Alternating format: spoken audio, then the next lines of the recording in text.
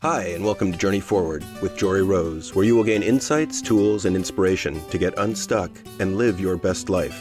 Joree is a licensed marriage and family therapist with a passion for helping people cultivate awareness and authenticity so they can show up fully in all aspects of their life. And now, here's Joree. Welcome to the first episode of Journey Forward with Joree Rose in 2023. I hope that the new year is off in a peaceful and aligned way for you, and that you had a safe and happy and healthy New Year's. I wanted to share with you today some reflections that I have really spent some time reflecting on from 2022, as well as some intention setting that I have for 2023.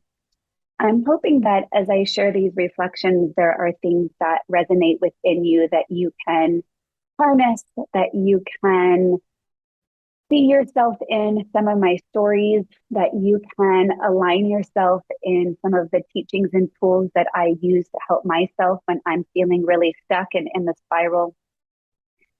And really begin to think about how you want to live intentionally in 2023. I think it's something that I have been practicing for a really long time, and at times have been better than others. And I'm humble to admit when I don't practice my own tools as strong as I think. And I am human, and so I will always be as authentic as I can. Excuse me, as authentic as I can in sharing where I'm at, my journey, my practices, because I do know this. Life is hard. We all face challenges, and how we respond, how we react, how we manage, how we over-personalize, how we deal with those challenges impact just how much those challenges impact us. And when things are aligned for us to be able to respond versus react, then we can tap into our higher wisdom, and we can not additionally add to our own suffering. And yet sometimes that's the case. So before I get into intention setting for 2023, when I think about 2022, what actually comes up most for me was the last 4 months of the year. It was a really challenging season for me. And I knew when it was beginning that it was going to bring a lot of change. And I just didn't know how much and the extent to which I was going to be challenged and tested, and also what I was going to learn from it.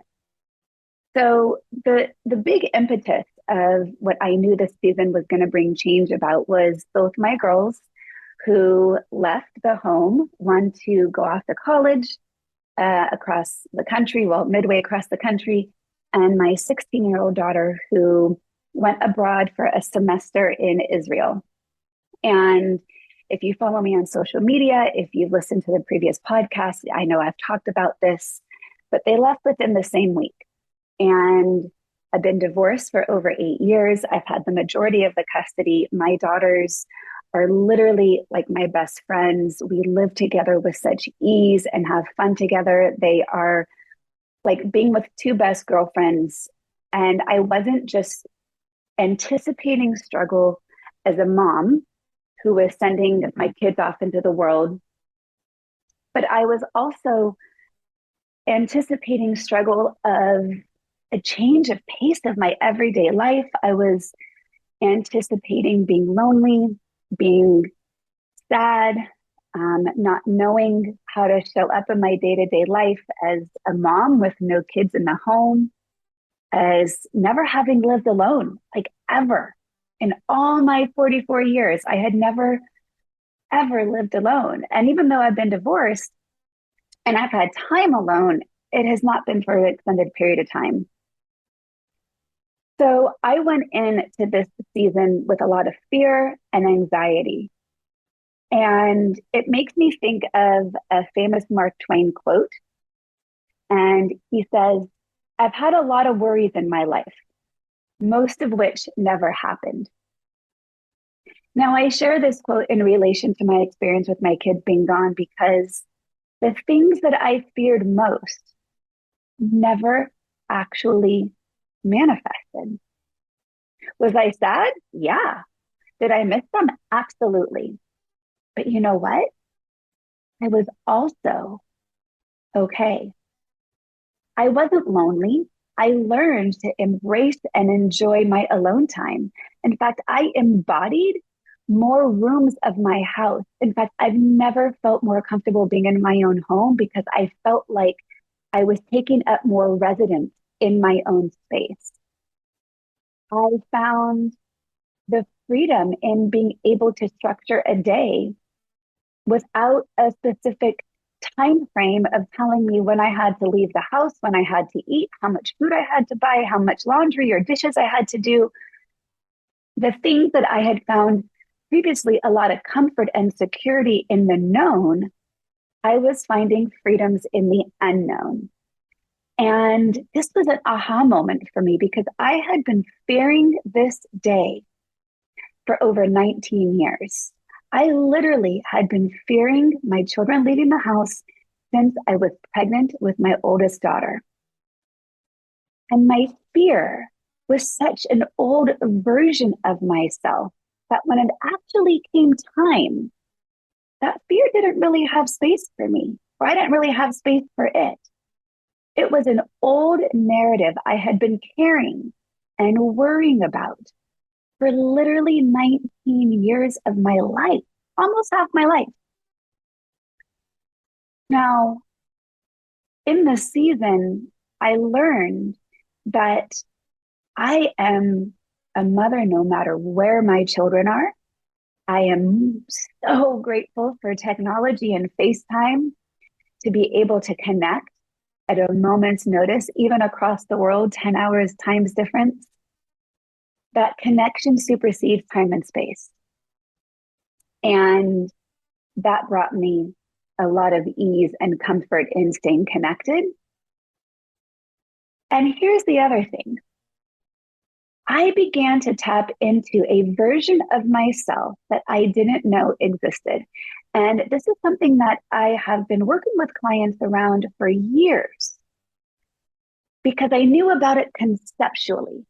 But here I was in the moment, uncovering or discovering myself outside of my roles for the first time. And that gave me freedom to get to know myself, to get to discover, how do I want to show up in the world as a woman who is not tending to my being a mother during the majority part of my day. Now, for many women who have careers, they have aspects of this already that stay-at-home mothers do not. And I've bridged both worlds as I was a stay-at-home mom for the majority of my kids' life, but then have been an entrepreneur and have been self-employed. So I've been able to choose my own schedule. So I am always available for my kids. But of course, since COVID, have been working from home. But to truly find my own identity as a woman outside of my role of being a mom was something I began to really embrace, and not just embrace, but look forward to and get excited about. And this was kind of shocking for me because I was used to holding a narrative that said something like, what am I going to do when my kids leave? How am I going to handle that? It was so focused on the negative.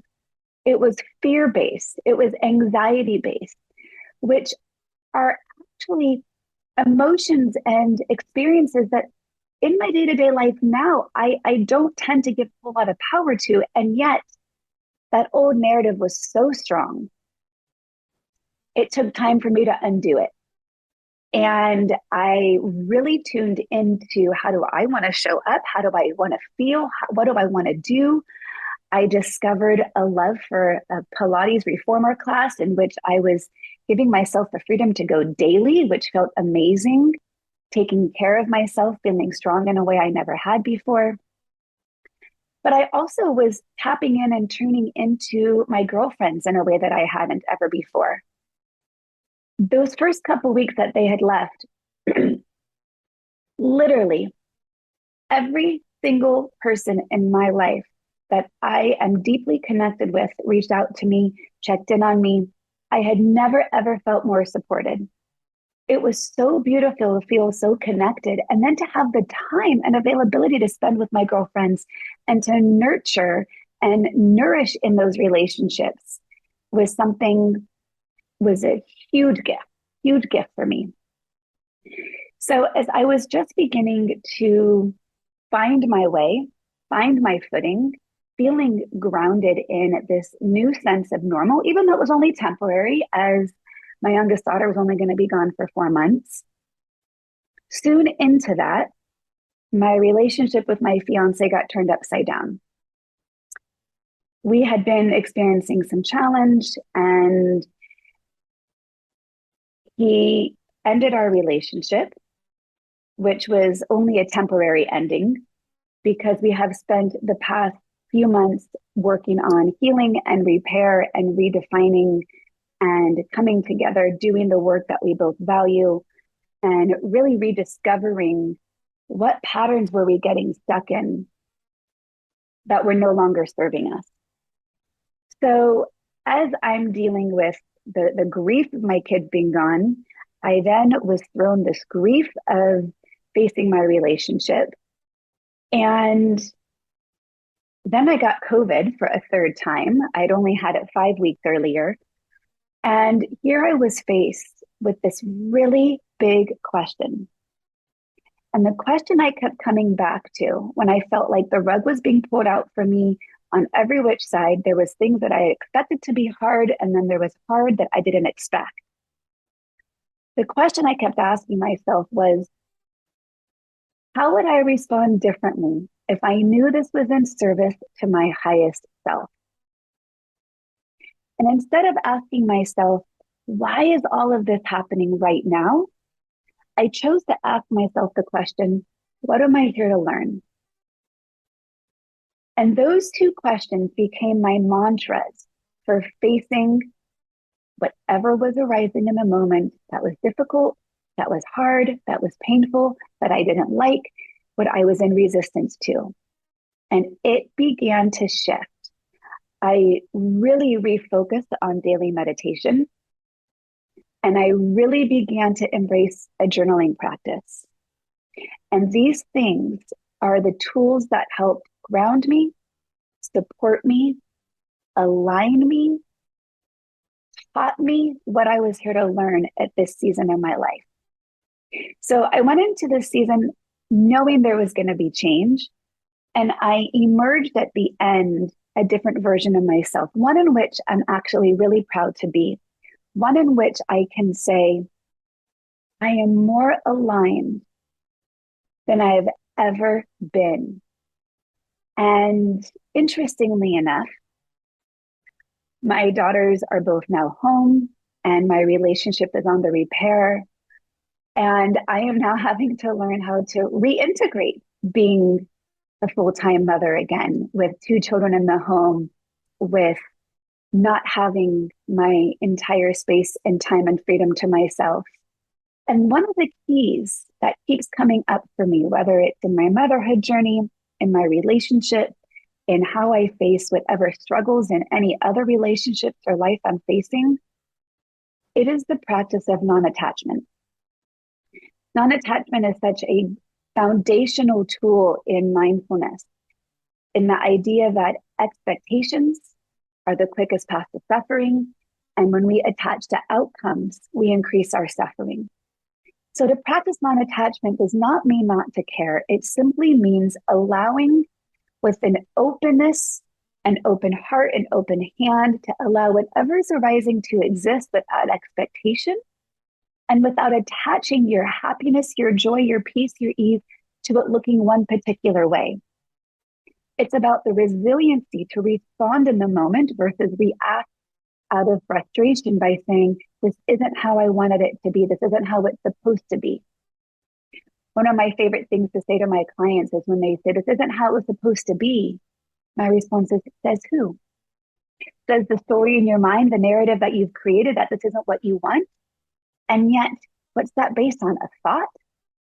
Well, when you over-attach to a thought and you try to create a reality based on something that's not reality, And then reality does set in and you find yourself upset, disappointed, frustrated, mad, or angry.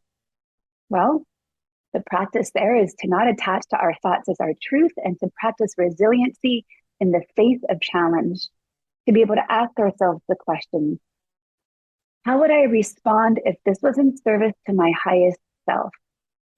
Another version of that question I ask myself is, how would I respond if I knew this was all in divine timing?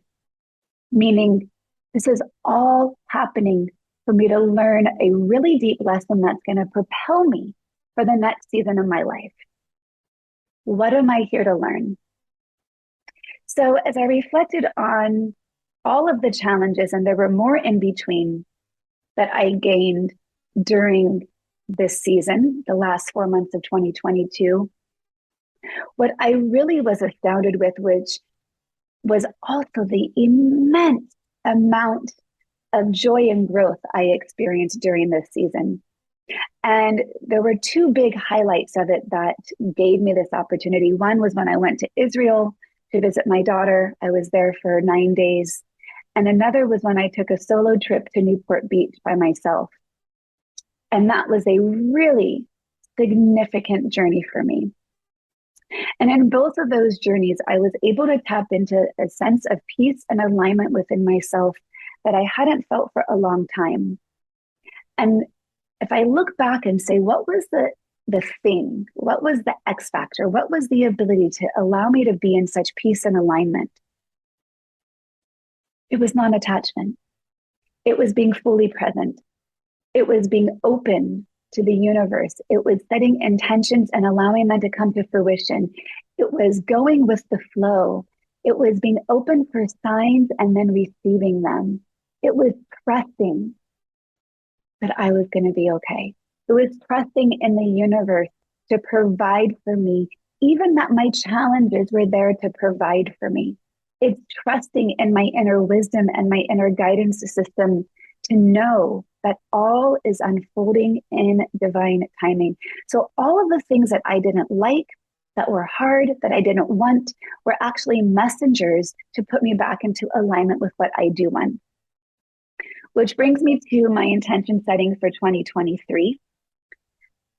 Oftentimes, we often see things on social media. You might hear it from different life coaches and, inspirational speakers, self-help books, or similar, like to choose a word for the year. And I'm not a fan of New Year's resolutions. I believe you can create change anytime that you desire. There's 1,440 minutes in every single day. Each one of those minutes is an opportunity for you to tap in to what is out of alignment and get you into alignment. So therefore, my word for 2023 is alignment. Now, it takes great awareness to know, when am I out of alignment? And also to know, what do I need to do to put me back into alignment? And for me, one of the things that I've been tuning into to help support my own alignment is paying attention to my energetic vibration, or the frequency in which my emotions, my thoughts, my energy, my focus, my attention reside. Because I notice that when I dwell in things that I will deem negative, anxiety, fear, what's not working, anger, hurt, sadness, loneliness, anxiety, my vibration, my energetic frequency lowers, and I reside in that, quote, negative emotion or experience. And I want to be out of it. But as long as my thoughts, energy, focus, and attention are residing in that space, then guess where my energy, focus, and attention will continue to be focused on? The negative. Now, that's not to say I need to deny, resist, or ignore the negative that's arising. That would be doing a spiritual bypassing, which I've talked about in the past. But it's really about acknowledging, oh, I notice my attention is focusing here. And then asking myself, how is that serving me to stay focused there? And if it is not, if it is bringing my energy, focus, attention, frequency, or vibration down, then I have the option to turn that vibration and frequency up by tuning into what makes me feel good. What are the thoughts, emotions, experiences, visualizations, moments, memories, ideas, exciting, transformational visions that I create in my mind that are going to help me stay in alignment with what I desire? Now, this is easier said than done. It all starts with awareness. And I believe the only way we can build a foundation of our awareness is through meditation, which is why I so often on social media, if I don't post anything else, I post almost daily morning meditation of what I do when I sit as inspiration, because in absence of meditation, we continue to live on autopilot, which is why I'm so passionate about mindfulness, because it gets us off of that autopilot. Meditation slows us down. And imagine you have a snow globe. We live our lives shaking our own snow globe, and all the glitter is flying around. And then we wonder why we can't think straight. We wonder why we can't see clearly. We wonder why we can't focus, because the water is fuzzy and murky with the glitter that is shaking from usually us shaking our own snow globe. Meditation is continuing to allow the glitter to settle by consciously choosing to slow down, to stop shaking our own consciousness, our own thoughts, our own emotional experiences, our own attachments, our own getting sucked into other people's frequencies or vibrations that are lowering us because we feel we have to lower ourselves to be met at their level to connect. Meditation is an opportunity to allow it to settle. And only once it settles, by slowing down, creating space for stillness and silence, and connecting with your breath. And with each exhale, slowly releasing out all that's no longer serving you. And within each inhale, breathing in what's nourishing and healing. This is the foundation to get you into alignment. Because as long as we stay on autopilot, as long as we live our lives with that snow globe being shaken up, and then we wonder, why is nothing working out for me? Why am I always feeling stressed? Why am I always feeling overwhelmed? Why can't I ever think clearly and focus and pay attention to what I want? Why am I always getting sucked into these negative spirals and cycles of reactivity? It's because we aren't aware of our own patterns that are contributing to our own outcomes. Being in alignment is recognizing whether or not your energy, focus, attention, frequency, and vibration are in alignment with your desires. This is my intention for 2023. It is a practice. It is a daily practice, and you can't change what you're not aware of, which is why I have doubled down on my meditations. I've doubled down on my journaling to continue to practice letting go of what no longer serves me, checking in with my thoughts, emotions, experiences, and beliefs to stay clear on what I want to bring into my life, because I am the one in charge. Not all the other factors that I thought were in charge, like at the end of 2022. Those were just things that were happening. My kids leaving home, them starting their lives, them journeying on their own, finding their own wings, flying to where they're supposed to fly and landing where they're supposed to land. Even the challenges in my own relationship, I was allowing the struggles and the heartache and the pain to derail me from my own attention.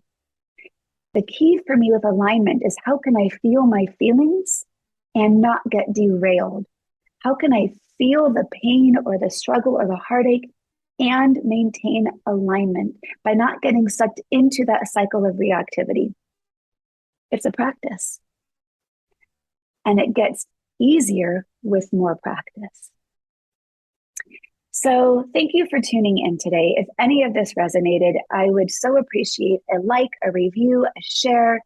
I am really wanting to expand my reach of those who I can bring into the Journey Forward community, because I am so passionate now more than ever before about teaching the tools that I teach, because mindfulness and meditation are the foundation, I believe, to creating all the change we want to bring into our lives. It is possible. Even when we have bumps in the road, even when curveballs are thrown at us, there's a great Buddhist notion of pain is inevitable, but suffering is optional. The curveballs that life throws at us, that's just pain. But the extent to which we suffer is up to us. And the extent to which we can not just suffer, but thrive is also up to us. And to me, to be in alignment is to know what we desire, to know what we want, to know how we want to feel, and to continue to reside in the frequency and vibration and the thoughts and the emotional experiences and the belief systems that support the desires, while simultaneously having practices that strengthen the muscle to make it easier all to access. So I'm going to finish up with a little story that I read in an Abraham Hicks book. And they talk about, if you're in Phoenix and you want to get to San Diego, what is the best way to get to San Diego? Well, they say whether you're taking a train, a plane, a car, or even if you walk, the best way to get from Phoenix to San Diego is to be facing in the direction of San Diego. This is exactly what it means to be in alignment. Be facing in the direction of what you want to desire and bring into your life. Because so often, when we allow those fears, those anxieties, the negative reactive patterns, that cycle of reactivity, every time we get hooked into it, it's just simply an old habit and pattern, but every time we get hooked into it, we are literally turning away and facing the opposite direction of our desires. And then we wonder, how did we end up in Nashville? I wanted to get to San Diego. Without awareness, we are constantly turning away from our desires and then wondering, why are we not achieving what we want to be achieving in our lives, whether it's something tangible, whether it's energetic, whether it's relationship or money, whatever it is. So I invite you to consider, what is your own energetic San Diego? What is it that you want to be facing in the direction of in this upcoming year? And what are the tools and the practices that will support you in continuing to face in the direction of your desires? Because the curveballs are going to happen. Old habits, old patterns, toxic relationships. People are going to try to pull you in the opposite direction of your desire. But the stronger that your feet are firmly planted on the ground and your alignment focuses you in the face, and you face in the direction of your desires, the better chance and likelihood you'll have in achieving whatever it is that you're wanting to achieve in this one unglorious, precious life that you're living. If this speaks to you and you would like to attend my monthly masterclasses, each month I am doing a different topic, delving into these practices so you can begin to build the muscle. And I am also going to be launching my signature course, the Journey Forward Method, which is an 8-week live Zoom course in which I take you through my proprietary frameworks on how to actually put these tools into practice. And I am also, at the beginning of this season, beginning to open the door to my exclusive one-on-one coaching. So all of these links are in the show notes. If this is something that you are wanting to create in your life in this upcoming year, and you are ready and have the capacity to do the work, to shed what needs to be shed so you can stay in alignment, facing in the direction of your desires, to have the wisdom to be able to ask yourself during hardship, how is this all in divine timing? How would I respond differently if this was in service to my highest self? And what am I here to learn? And if you want support in this journey, I am here to be your guide. Thanks for tuning in. Happy 2023. And I look forward to continuing to be your guide. And thank you so much for being a part of my Journey Forward community.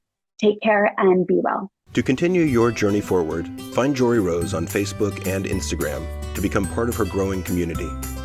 You can also gain access to her meditations, books, online classes, or to sign up for an upcoming retreat. Visit her at joreerose.com. That's JOREEROSE.com.